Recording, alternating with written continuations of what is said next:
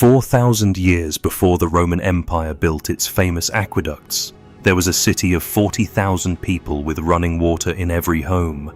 Not just water, sewage systems, trash chutes, standardized brick sizes, streets laid out in a perfect grid, a civilization so advanced in its urban planning that modern engineers have called it, and I'm not exaggerating here, ahead of its time by millennia.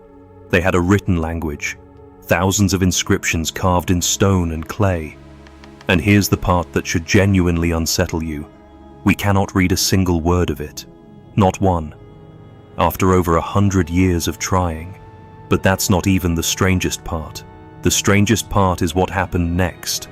This civilization, one of the largest on Earth, spanning an area bigger than ancient Egypt and Mesopotamia combined, simply stopped. No burned cities, no mass graves, no conquering army recorded in anyone's history. By the end of this video, you will never look at the word civilization the same way again. Close your eyes for a moment. It's 2500 BCE. You are standing at the eastern gate of Mohenjo-daro, in what is now the Sindh province of Pakistan.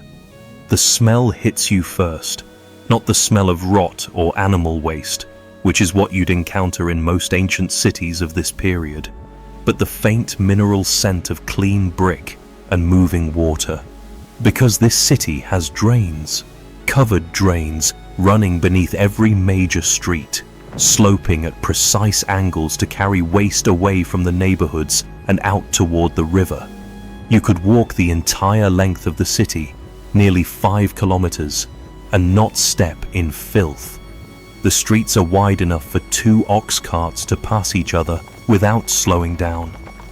They intersect at right angles, neat, deliberate, planned.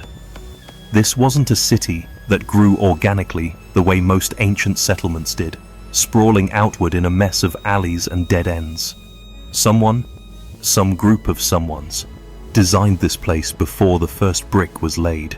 And the bricks, every single one of them is the same ratio, 1 to 2 to 4, length to width to height.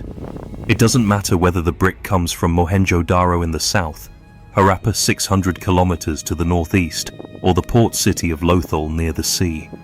Identical ratios across a civilization that spans 1.25 million square kilometers. No other ancient culture achieved that level of standardization. Not Egypt, not Sumer, not China. Now meet Riva.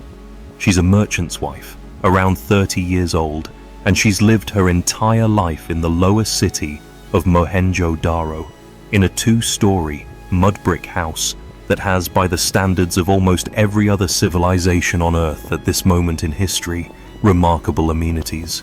There is a well in the courtyard. There is a bathing room with a waterproof floor, its runoff connected to the street drain outside. Her children sleep in rooms on the upper floor. Her husband trades carnelian beads, those polished red-orange stones that have been found as far away as ancient Mesopotamia, 3,000 kilometers to the west. Proof that this civilization wasn't isolated. It was connected. It was thriving. Riva has no reason to fear. The city has stood for 5 centuries already. The granaries are full. The monsoon rains have come on time. The trade routes are busy. Her people have endured. Her people will endure. She has absolutely no idea what is already in motion. Here is what no single textbook will tell you all at once. The Indus Valley Civilization didn't collapse because of one catastrophe. It collapsed because of 3, and they arrived like waves, each one crashing before the last had fully receded. Around 1900 BCE, something started shifting along the civilization's northern and western frontiers. Archaeological sites that had been continuously occupied for centuries began to show signs of abandonment. Not destruction, not fire, just people leaving. For decades, historians pointed to the Aryans, Indo-European-speaking pastoralists migrating in from the Central Asian steppes, as the culprit. The theory was clean, satisfying, dramatic. A more aggressive people swept in, and a peaceful civilization crumbled. It became known as the Aryan invasion theory, and it dominated academic discourse for most of the 20th century. But then, excavations at Harappa in the 1990s turned up something historians hadn't expected. Evidence of violence, yes, fractured skulls, unburied bodies in the streets, but the dates were wrong. These deaths occurred after the main population had already been declining for over a century. The violence was a symptom, not the cause. So if invasion didn't start the collapse, what did? Because while scholars were looking northwest at the mountain passes, no one was paying enough attention to what was happening inside the cities. Here is one of the most haunting things archaeologists have noted about the Indus Valley Civilization. They found almost no evidence of kings. No royal tombs overflowing with gold. No massive victory monuments. No inscriptions bragging about a ruler's divine power.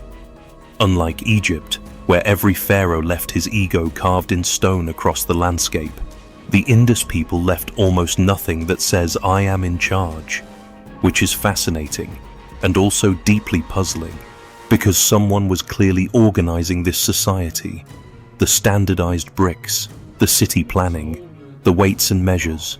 Archaeologists have found thousands of small cuboid weights, precisely calibrated, used from Harappa to the coast, and they match.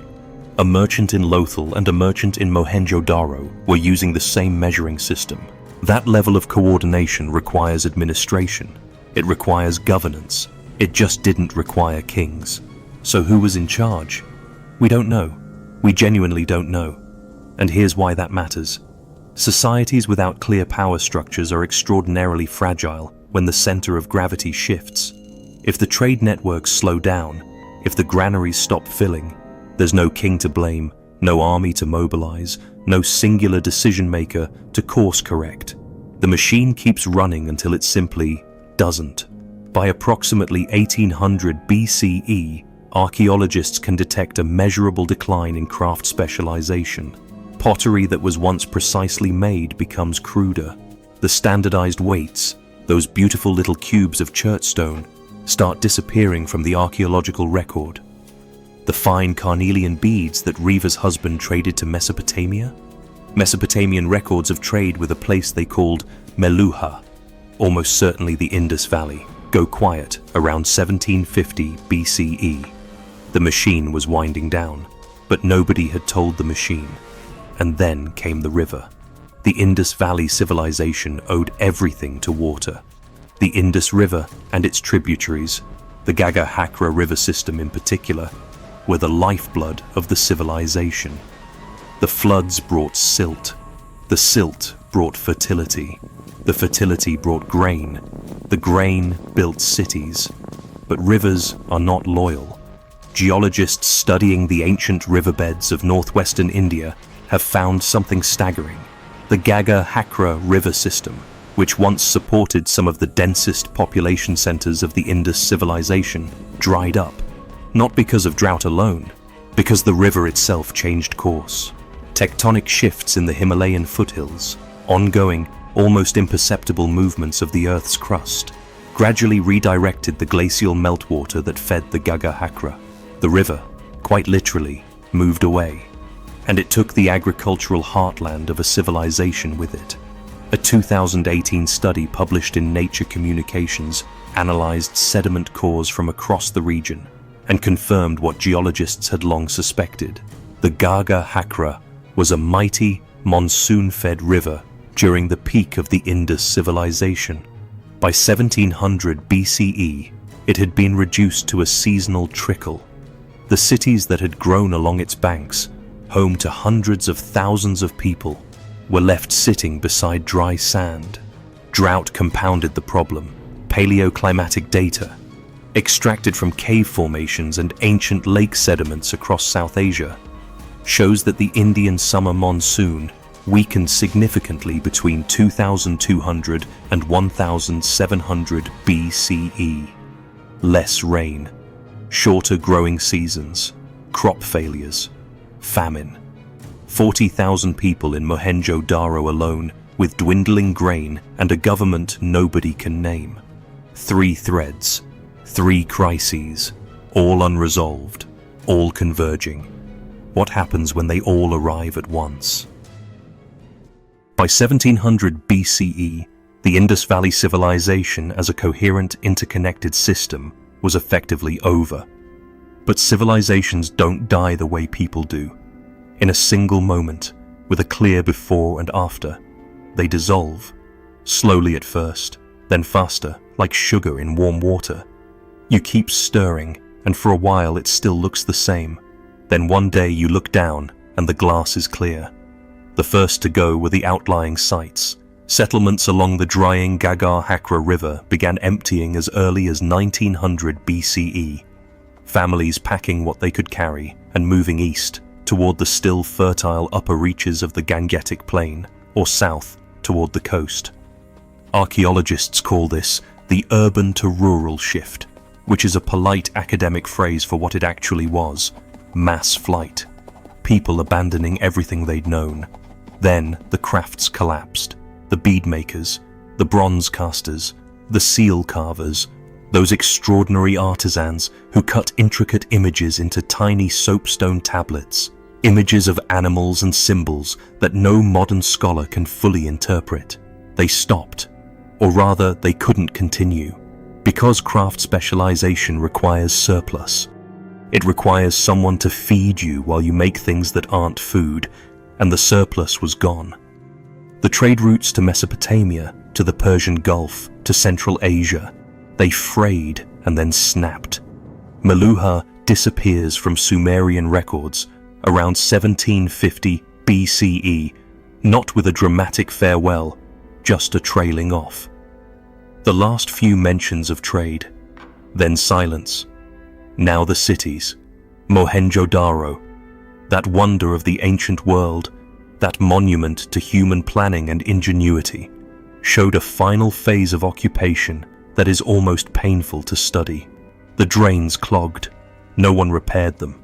Smaller, shoddier structures were built directly on top of the carefully laid streets, the same streets that had been maintained with such precision for centuries.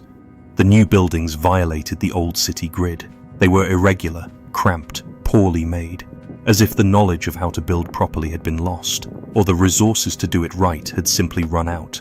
Population density in the upper city decreased, then the lower city, then almost everyone was gone. Pottery found in the upper layers, the last occupation layers, was made with less skill, fired at lower temperatures, decorated with cruder patterns. Archaeologists call this the late Harappan, or Cemetery H phase, and the name itself carries a kind of quiet grief. Now find Riva, not the Riva we met before. She's been gone for generations by now, but imagine her granddaughter's granddaughter, a woman who grew up hearing stories of the great city, of how it used to be. She's living in a small, unplanned cluster of huts on the southern edge of what was once the lower city. The Great Bath still stands, but no one maintains it. The water in it is dark and still. The street drains that once ran clean have been silted over and forgotten. She doesn't know the name of her civilization. Nobody did. That name, Indus Valley, won't exist for another 3,700 years, when a British archaeologist named John Marshall first reports the ruins of Harappa in 1921. She only knows that life here has gotten harder, that her parents remembered better days, that there are fewer people every year, that the rains have been unreliable, that the river that her grandmother's grandmother used to describe, vast and loud and full of fish, is now a shallow, muddy creek you can wade across. She doesn't have a word for collapse. She doesn't need one. She's living inside it. The last days of Mohenjo-daro, according to what the archaeology tells us, were not spectacular. There was no fire that scorched the city to ash, no moment of terror that froze everything in place like Pompeii.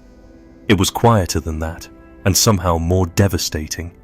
In the uppermost excavation layers, the very last human occupation of the site, archaeologists found something in 1925 that stopped them cold.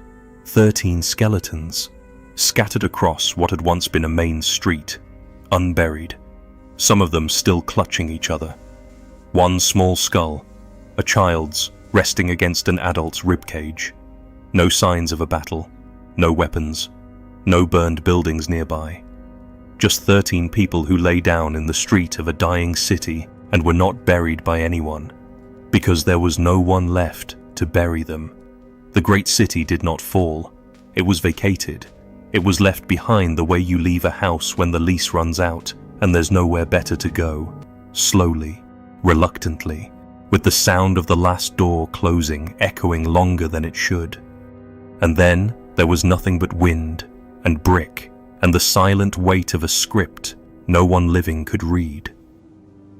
But here's what most historians still don't fully tell you, and what recent archaeology is only now beginning to piece together. The Indus Valley Civilization didn't vanish. It transformed. For most of the 20th century, the narrative was one of replacement. The Aryan migrants came, the Indus people disappeared, and a new civilization, Vedic, Sanskrit-speaking, cattle herding, emerged in their place. Clean break. One story ends, another begins. But genetic studies published between 2018 and 2022 have shattered that tidy timeline. Researchers analyzing ancient DNA extracted from skeletons across the Harappan sites found something they didn't fully expect: a genetic continuity. The people who slowly migrated out of the dying Indus cities, eastward into the Gangetic Plain, didn't disappear into history. They merged. They mixed with the incoming steppe populations and with the indigenous hunter-gatherer populations already living in South Asia. And their descendants are, in substantial part, the ancestors of modern South Asians today. An estimated 50 to 65% of the ancestry of South Asian populations can be traced to these Indus Valley-descended farmers. Over 1 billion living people carry the biological legacy of Mohenjo-daro and Harappa in their cells right now. The civilization didn't end. It dissolved into everything that came after. Now here's the callback. Remember the brickmakers' standardization we described at the beginning? That meticulous 1:2:4 ratio maintained across 1.25 million square kilometers across centuries without a single confirmed king to enforce it. At the time, we presented it as evidence of sophistication, of organization, of a remarkable civilization at its peak. But recontextualize it now with what we know. That may have been the exact quality that allowed the Indus people to survive collapse so quietly. A society that wasn't dependent on a single ruler. A society organized around shared standards rather than centralized power.